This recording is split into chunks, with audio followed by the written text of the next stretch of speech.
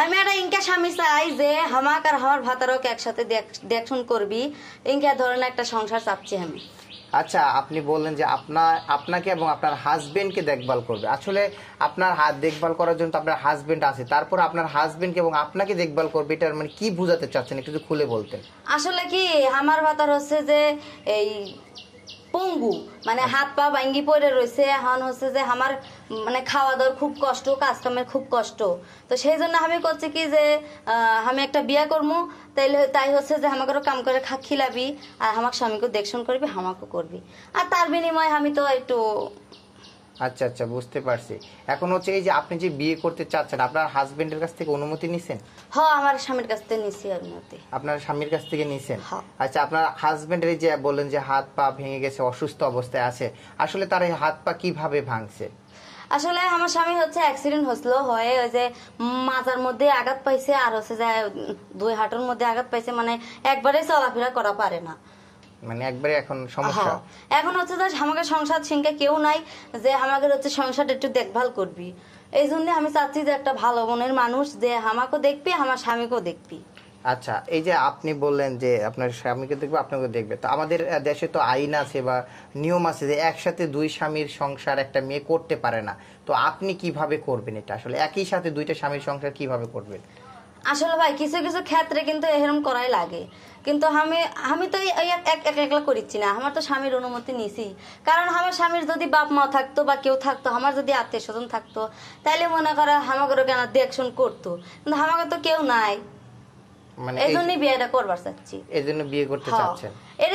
এটা তো আমাকে ধর্ম নাই যে মনে কর আমাকে যদি স্বামী মরে যায় তাহলে কিন্তু কেউ কাকার মানে মেয়েরা আর বিয়ে করে না, অমনি থাকে। আচ্ছা আচ্ছা, মানে এই জন্য মানে আপনার স্বামী থাকতেই মানে এটা ইয়ে করতে চাচ্ছেন, তাই তো? আচ্ছা আপু, ওই যে আপনার হাজবেন্ডকে চিকিৎসা করার জন্য কোনো চেষ্টা করেছিলেন কিনা? আগে আসলে কি আমাকে তো ইনকা কোনো সামর্থ্য নাই, তাও যে একটু আসিল হেঁটিতে মানে একটু চেষ্টা করছি, কিন্তু কোনো কাজে লাগেনি। আচ্ছা, তো এখন আপনি যে বিয়ে করতে চাচ্ছেন, হ্যাঁ, আরেকটা স্বামী খুঁজতেছেন, আপনি আপনার ধর্মীয় কি হতে হবে কিনা? মানে আমাদের ধর্মই জানি হয়।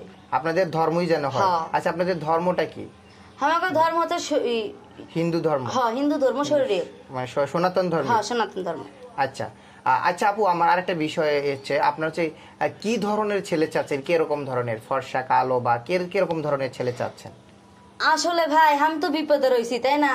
তা আমি যখন বিপদে আসি তে আমার পাশে মানে কালো আর সুন্দর নাই, কেউ একটা পাশে দাঁড়ালেই হবে। আচ্ছা, তো আমাদের ভিডিওগুলো দেখা যাচ্ছে অনেক প্রবাসী ভাইয়েরা দেখে, যদি কোনো প্রবাসী ভাই আপনাদের ধর্মের হয়ে থাকে, সেই ধর্ম অনুযায়ী যদি আপনাকে বিয়ে করতে চায় কোনো প্রবাসী ভাই, করবেন কিনা? হ্যাঁ, করবেন।